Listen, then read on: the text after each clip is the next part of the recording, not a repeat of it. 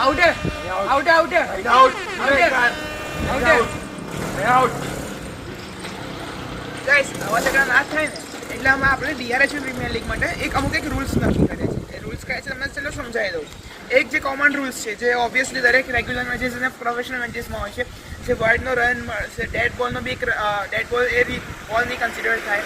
નો બોલ છે જેમ કે ઓવર સ્ટેપિંગ થઈ ગયું કે તમારી વેસ્ટ હેડ સ્ટમ્પ હાઇટથી મોટો છે કે ઉપર છે બોલ, એ તમને નો બોલ. એ બધા રેગ્યુલર રૂલ્સ છે.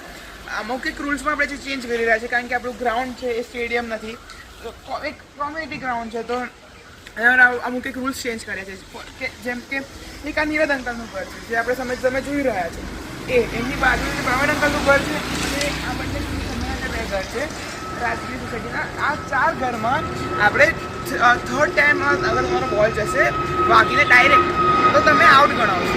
એમાં બી અગર તમે બોલ છે તમારો એક રન ટીક છે, સેકન્ડ ટાઈમમાં તમારો એક રન ટીક મળશે, પણ અગર થર્ડ ટાઈમ અગર ડાયરેક્ટ જશે બોલ તો તમે આઉટ કન્સિડર થશો. એમાં તમને ના રન મળશે ના તમને ફરીથી બેટિંગનો ચાન્સ મળશે, તમે એમાં આઉટ ગણાવશો. હા, પણ અગર બાઉન્સ થઈને કે ડબ્બી પડીને બોલ અંદર જઈ રહ્યો છે તમે તમારો બોલ કન્સિડર નહીં થાય. અને તમે અગર અંદરની પાછો બહાર આવી ગયો છે એ બી પછી તમે રન ભાગી શકો છો, તો તમને ભાગતો હોય તો એમાં તમે આઉટ કન્સિડર નહીં થાવ અગર બોલ અંદર પાછો બહાર આવી ગયો છે.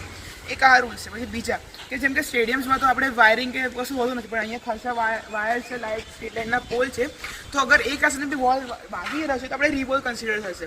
રીબોલ એટલે એમાં બોલ કાઉન્ટ નહીં થાય ને રન બી કાઉન્ટ નહીં થાય. બોલરને એ બોલ ફરીથી થ્રો કરવો પડશે ને બેટ્સમેનને એ બોલ સેમ રમવાનો છે. એ ઓવરમાં એ 6 બોલમાંથી કોઈ બી બોલ કન્સિડર નહીં થાય, એના સિવાય નહીં. ઘર છે એક આપણી જે બાઉન્ડ્રી લાઈન છે તો એ આપણા ઘર છે, જેમ કે સમય દલવાણી અંકલનું ઘર થઈ ગયું કે પછી અહીંયા હસ્તેપોર સોસાયટીની લાઈન તમે કન્સિડર કરી શકો, એ આપણી બાઉન્ડ્રી રહેશે.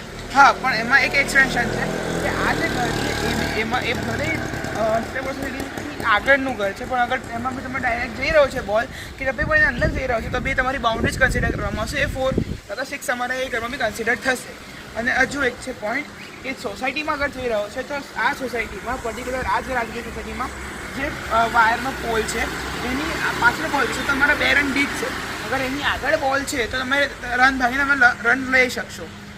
સેમ એઝ પહેલાં જ સોસાયટીમાં છે, અગર ડાયરેક્ટ ગેટને હિટ થઈ જ ગયો છે બોલ તો તમને 4 મળી જશે.